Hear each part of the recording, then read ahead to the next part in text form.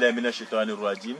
Bismillahirrahmanirrahim. Amala fo kala barkada, kachila fo kachila barkada, kan nabi ma bella jenifu. Amala fo ka barkada la mi dana ni mitantai. La badu kan dada madam tantai, kan neda makame kuma nem tantai. Mume kuma turu le kan turu rod matero deneka. Ile mo be ko seti aboda tiboro akanya tinyana turu dembo le makota la mon bara kota la ni ba moni de mi wule nan ni ba gbere ne ni mambo ma na me turu su ila le korote inshallah turu denimine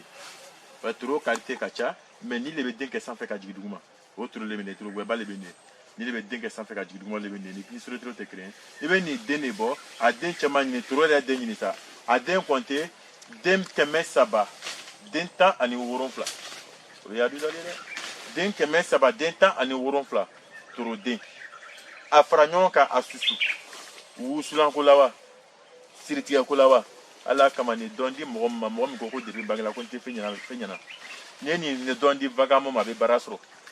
neni mungu doni ke fela ko atiba ko be doni sura kono woli be turu fle ade ne compter de keme saba de temps ani woron fla iba do kurongono iba susu ni ya susu asusu nu ko fe na ja parfum ka na ja kana parfum ka la susu ko pa blater la be jana jala amun adoni ke jila de do ma ko titan ni ko ni fla ba ko ni mo be sera na frustro ba ala be here do dama ala be boda do dama ni sire ba ka ala be sire bo ka atibe lafia toro de ka susu ka mu gade ko fe le murke be to ibe suma che ka ni susu ka mu gade ko fe to ka ni ke jila ka ni ko abi fo le moi les na fuma ko son chenson mo ita fuma ko chenson parce que na fola ko no ko mu na ile fa kana bara uda kan so ka be la wi le ku o lo ko so ngo ma ngo lonu ko lonu turunte lonu ni sebele betara ye mi kana kuma ka ika mi no to fa da ma do nyana ibe se mi na o fa da ma do nyana e sa famna nga ile no me kuma ile kan ka ira bela jenna mo yirin ata akro ba ake na yake atina usabari ti loro na yake na atina sida fa da ka ba ngo na kala na tira ba setanu na sibala na manye pe plan so bo le yiri so abuna na fa na heda la ka dambela jenima ala jima fa ni ko ta kambela jeni ngabe turo dere nyini den keme saba den ta ani woron fla a den ta woron fla la do ko ngona afro ki ba susu asusu nu ko fe to aka ja amun to ka kejila e ba ko to ka kejila e ba ko ala be siritika bukan ala be toro bukan abe manguya bukan be na fuso be here so ka boda so même juga ni ba kere ka boy botia te like benya bi yele o ta ke na ile tara ka ba ni frite nyana o isa famna fa yo na ko dambela jenima la so ba ka le pe na ta ke ala jabi dola ala kan jana mais madi ya da kama madi ne kebe ka lon la madi ka fani ne de lon te la tiya be dulan kara mo fa yi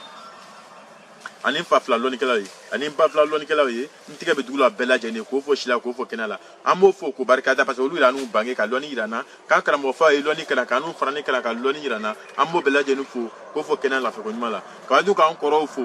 kan barma chimana musoma bela jeni fo laba mala ko danu no bela jeni ma sutra la ko dan bela jeni ma ndika e usa ma yiti ka yara mina bingono kana tama ka faida din kan ma chena musoma ninga bono bela jeni ma o korote dogere ka yira ka ko chambe lon na lon ti se ka benti anga kuru koro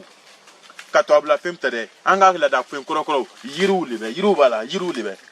donc ame boko le développer ko le yira an kan ma chena la bono bela jeni ka ko chambe yiri ko la trop lili plaît à lili ne ta trop afin trop demple trop denta keme saba denta ani woron fla a susu akemu na ija parfaka ka to kan ke jila kan ni ko la ibe boda sro ka here sro kono fe na kala jabi dola ala kan jana ala so ta kala ay ta a ko bo fim te ko ba fa sarola ngaya ta ayake na yake abina mi kana ke plaisir de ataiwa ke ye video partager ka video sobe do ma ko be nani watina ala jabi dola ala kan jana assalamu alaikum